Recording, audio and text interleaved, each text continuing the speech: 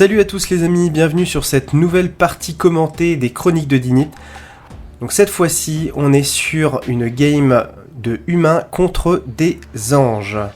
Donc là, les joueurs sont en train de mélanger leur deck. Ils vont piocher leurs 5 premières cartes chacun pour pouvoir débuter la partie. Et on va enchaîner directement avec le toss pour savoir derrière qui va commencer la partie. Donc le joueur ange va choisir face et l'autre pile. Donc on tombe sur face, du coup c'est l'ange qui a le premier tour.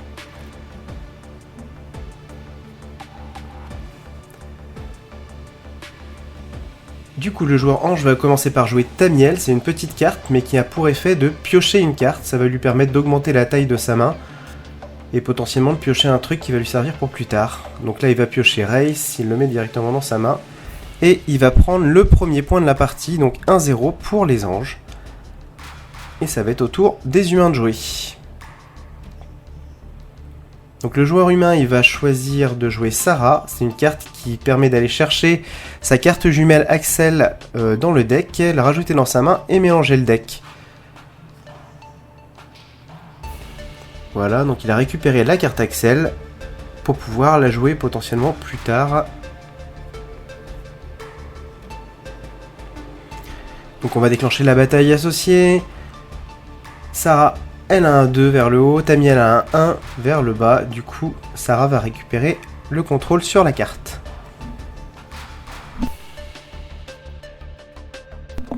Donc on va poser les pièces. Et voilà, ça fait 2-0 pour les humains. Donc c'est au tour du joueur ange de jouer. Et il va choisir de poser Aphrodite. Son effet, c'est un lancer de pièces. Si jamais il fait face, il a +1 à toutes ses statistiques. Si jamais il fait pile, il a -1. Donc là, potentiellement, ça lui permet de prendre le contrôle de Sarah si jamais il réussit son lancer. Elle est dû tomber à côté, il la relance. Il fait pile. Et du coup, non, ça sera -1 sur l'ensemble des statistiques de la carte. Du coup, les batailles associées... ça fera 3 - 1, 2. Et ici, Tamiel n'a qu'un, donc ça suffira pour pouvoir aller chercher cette carte-là. Le contrôle de cette carte. Par contre, là, il aura 8 - 1, 7. Alors que Sarah, elle a un 8. Donc là, il va perdre le contrôle sur sa propre carte.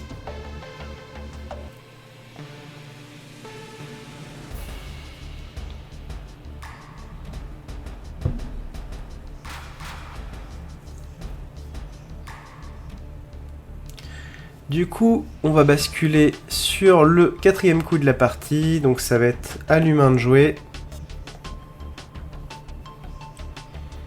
Donc il joue Glabion qui a un bonus de +1 aux statistiques pour chaque démon adjacent, il n'y a pas de démon sur le terrain. Donc on va juste déclencher la bataille associée contre Tamiel sur la gauche. Donc là, Glabion il a 3, Tamiel il a qu'un seul point de statistique, donc il va perdre le combat. Du coup, le joueur humain va récupérer la carte de l'ange et ça va faire 4-0 pour les humains. C'est un bon entame de partie. Après, les statistiques des cartes là présentes sur le terrain sont relativement faibles. Il y a encore possibilité de remonter tout ça. Donc ça va être au joueur ange de jouer et il va poser Race, celle qu'il a piochée tout à l'heure. Donc son effet, c'est un lancer de pièces. Il va lancer 2 pièces pour chaque côté face, il va pouvoir condamner une case adjacente, qu'elle soit vide ou non. Donc si jamais elle n'est pas vide, eh ben, il écrasera la carte qui est dessus. Donc là il a fait une fois face et une fois pile. Donc il aura qu'une seule possibilité de bloquer une case. Et là, visiblement, je pense qu'il va choisir... Voilà, il va choisir de jouer la carte de blocage sur la diagonale de Race pour pouvoir bloquer la statistique 3. On va déclencher la bataille associée, il a un 10 sur la droite. Sarah a un 2. Et du coup, eh ben, il récupère le contrôle sur Sarah. Il reste la bataille contre Tamiel. Donc il a un 6 sur la diagonale. Tamiel, lui, il a un 4. Donc il va aller récupérer le contrôle de la carte qu'il a perdue auparavant. Et du coup, on en arrive donc à un compte de 3 points pour les anges et 2 points pour les humains. Donc on va continuer de jouer. Et là, cette fois-ci, ça va être au tour du joueur humain de jouer. Il va jouer Axel, qui est la carte qu'il a chopée tout à l'heure, qui lui permet en fait de faire tourner les cartes autour de cette carte à la manière d'une horloge, dans le sens des aiguilles d'une montre. Et du coup, les cartes qui sortent du terrain sont éjectées, vont au cimetière. Donc là, c'était une carte de blocage, donc c'est pas grave, elle retourne dans la pile. Et on va déplacer du coup Sarah et Race et déclencher les batailles associées derrière. Du coup, là, on est à 2 pour Axel et 2 pour Sarah. Ça fait un draw, donc ce cas-là, on l'avait pas eu auparavant. Quand il y a un draw, chacun conserve sa carte. Par contre, sur la diagonale, il y a un 9. Race, il a qu'un 7. Et du coup, il va récupérer le contrôle de la carte ange.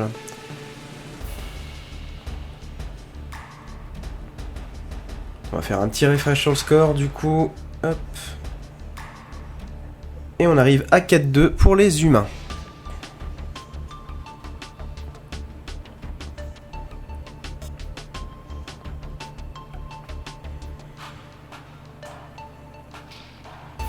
Donc là, l'ange a plusieurs possibilités pour pouvoir récupérer plusieurs cartes.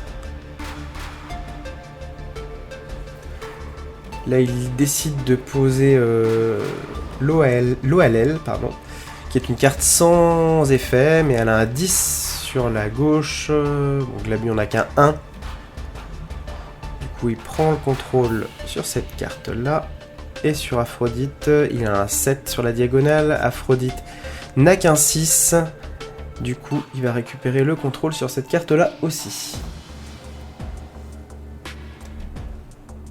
Donc c'est une faible protection hein, sur la valeur basse qui a que 4, donc il pourra se faire potentiellement reprendre, mais bon, Aphrodite a un 8 sur la droite, du coup il y a possibilité de bloquer un petit peu par ce biais-là. Ça va être au joueur humain de jouer, et là il va jouer...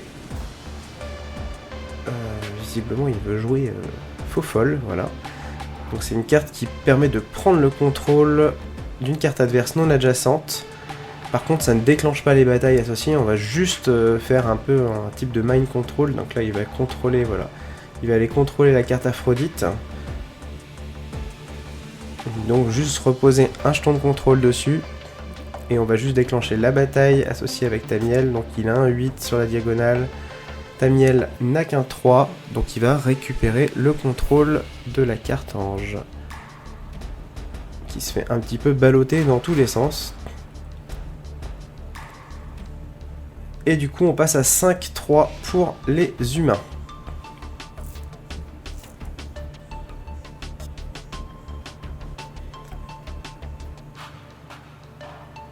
Alors, au tour des anges de jouer. Et le joueur ange va jouer Telmeb, qui permet de lancer une pièce. Et si jamais il fait face, il envoie une carte adjacente au cimetière.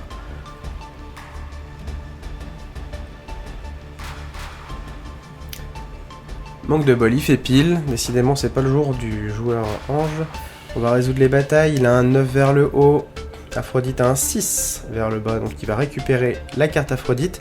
Par contre, la carte Race qui est sur la diagonale, là il a que 1. Alors que Race a un 3.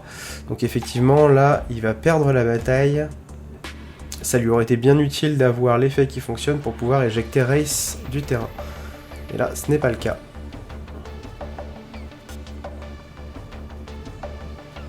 Et du coup, on passe à 5-4 pour les humains.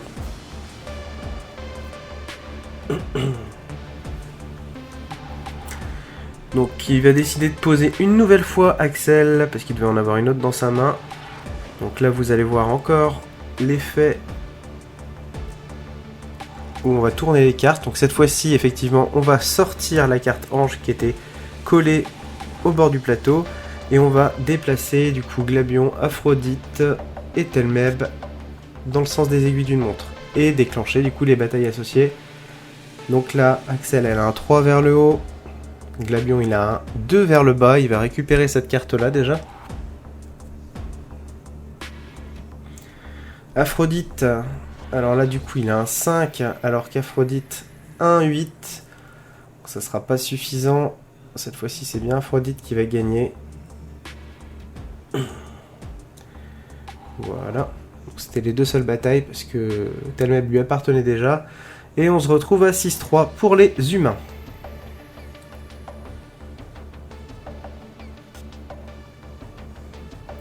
Donc aux anges de jouer, il a quand même pas mal de place là. Sur la partie gauche, il a la possibilité de le récupérer. Il va poser Cupidon, c'est une carte qui prend +1 à toutes ses statistiques si jamais il y a un ange à proximité, donc à côté. Donc là c'est le cas, hein. Il y a Race, mais il y en a un autre au-dessus aussi. Donc il va prendre +1. Donc on va déclencher les batailles par le bas. Donc 5 + 1 ça fait 6. Axel n'a que 3 en défense, donc on va aller récupérer cette carte-là déjà.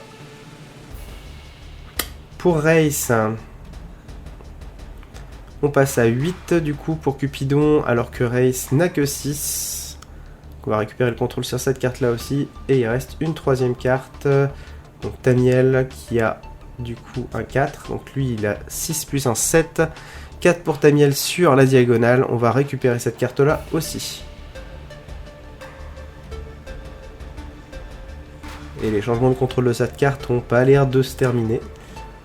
Potentiellement, vu qu'il y a des valeurs basses, elle peut se faire récupérer encore une nouvelle fois derrière. On va voir ce que ça va donner. Mais là, c'est vrai que du coup, le joueur ange a récupéré pas mal de cartes et il passe à 7-3. Donc pour les anges cette fois-ci. On va voir comment le joueur humain va réagir. Il a de la place pour aller récupérer d'autres cartes. Il y a pas mal d'endroits où il peut récupérer 3. Soit en bas, soit à gauche. Donc là, le joueur humain décide de jouer Fabrice. C'est une carte qui gagne +1 pour chaque carte humaine posée sur le plateau. C'est assez fort.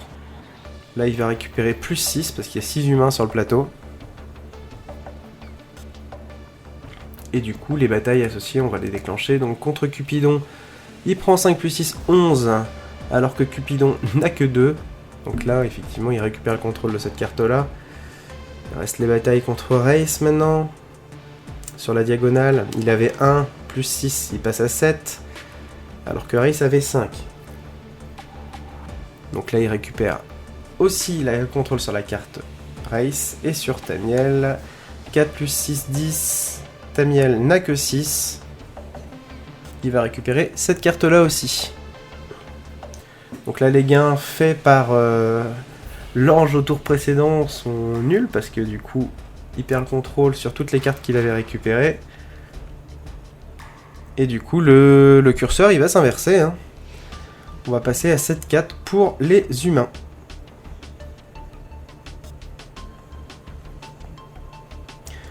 Alors, l'ange, il va jouer Mickey Mam, qui est un ange qui va copier les statistiques d'une carte adjacente et son effet. Donc là, il a l'embarras du choix et il va choisir... il va choisir Fabrice. Du coup, la carte Mickey Mam se transforme en Fabrice. Et du coup, l'effet va être le même appliqué. Cette fois-ci, il y a une carte humaine en plus sur le terrain, hein, considérée. Donc on passe à 7. Donc elle est à +7 du coup. Et du coup, vers le bas, en bataille, 5 + 7, 12. Tamiel, encore une fois, hop, se fait récupérer. Contre Fabrice, on est à 4 + 7, 11. 5 pour le Fabrice originel. Mais il perd du coup. Et contre Fofol, sur la gauche, 3 + 7, 10. Ça lui suffit à reprendre le contrôle sur Fofol qui n'avait que 9 en défense. Et voilà du coup comment il arrive à retourner la situation.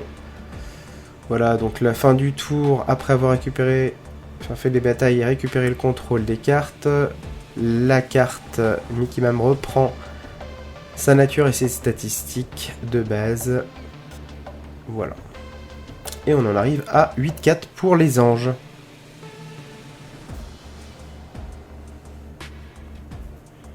Donc on n'oublie pas de piocher à la fin de chaque tour. Effectivement, ça a bien été assimilé. Il n'y a pas eu d'erreur de jeu pour le moment. Donc l'humain joué, il va jouer le Prince Iswin qui permet d'aller chercher soit Lucilia, soit Zerv. Donc les monarques humains dans le deck. Et là du coup il va choisir de prendre Lucilia, la rajouter à sa main, mélanger son deck, et on va déclencher les batailles autour.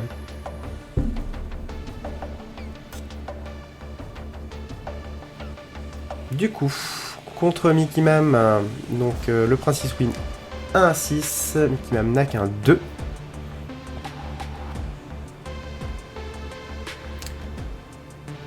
Contre Tamiel, le Princess Win 1 à 3, Tamiel n'a qu'un 1. Potentiellement c'est la dernière fois qu'il se fait récupérer.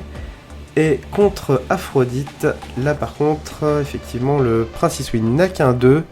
Là où l'Aphrodite a un 6, donc ça va être compliqué. Cette fois-ci, c'est bien Aphrodite qui gagne la bataille. Du coup, il va récupérer 2 cartes, Mickey Mam et Tamiel, mais par contre, il va perdre sa propre carte à la faveur d'Aphrodite. Et du coup, on va changer, replacer les pions de contrôle, rafraîchir le score. On arrive à 7-6 pour les anges. Donc il a réduit un petit peu l'écart, le joueur humain, mais toujours pas repris l'avantage.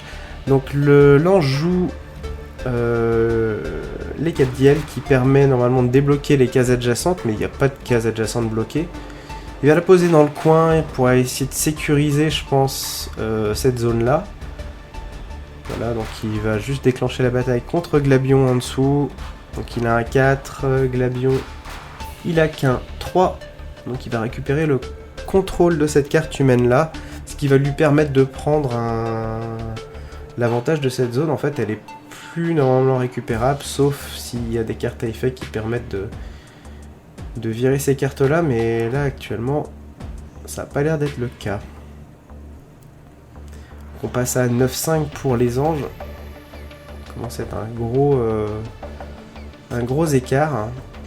Donc le joueur humain décide de jouer Gertrude pour potentiellement sa dernière carte, qui lui permet du coup d'inverser les cartes à droite et à gauche de cette carte là. Du coup Sarah qui est sur sa gauche va passer sur sa droite et on va déclencher les batailles. Du coup contre Sarah, Gertrude a un 8, Sarah n'a qu'un 2, donc il va récupérer le contrôle de cette carte là. Il y a Axel sur la diagonale, ensuite, donc Gertrude a un 9, Axel, elle a qu'un 3, donc il va récupérer le contrôle de cette carte-là aussi. On va remettre à jour les compteurs. Donc ça lui sécurise un petit peu, on va dire, parce qu'il a quand même récupéré, Gertrude qui a un 8 sur la gauche, permet un petit peu de bloquer la situation. Donc là on passe à 8-7 pour les humains. Le score est serré, il y a un peu de place, il y a de la place pour le joueur ange. On va voir qu'est-ce que c'est que. Enfin, qu'est-ce qu'il va jouer comme dernier move. Donc il va jouer Meba. Ok, bon, c'est une carte qui permet de gagner +1 par ange sur le terrain. Donc c'est une petite carte, mais du coup jouer en fin de partie c'est très fort. Effectivement, là elle prend +8. Et du coup, on va déclencher les batailles associées pour terminer la game. Du coup, sur la droite, elle avait 1 +8, ça fait 9. Gertrude, qui était posée au tour précédent, n'a que 8. Du coup, on va récupérer cette carte-là, du côté ange. Sur la diagonale, il avait un 2 +8, ça fait 10. Il va aussi récupérer la carte Telmep, qui n'avait que 7 sur la diagonale. Sur le haut, il avait 8. +8, 16. Donc contre un 7 pour Race, c'est perdu pour Race aussi, donc il a gagné aussi cette bataille-là. Et la dernière bataille contre Cupidon, il avait 4 +8, 12, alors que Cupidon n'a qu'un 4, il récupère aussi cette carte-là. Et du coup, on va arriver à récupérer en fait toutes les cartes qui étaient autour, qui ne lui appartenaient pas. Donc il va reprendre les 4 points de l'adversaire, plus le point de sa carte. Et du coup on voit fleurir quand même beaucoup de jetons anges. Si on les comptabilise, on en arrive du coup à 12-4. Et du coup c'est une victoire des anges pour cette partie. Merci d'avoir suivi le commentaire de cette partie. N'hésitez pas à liker, commenter et vous abonner à la chaîne YouTube. Merci à tous, salut!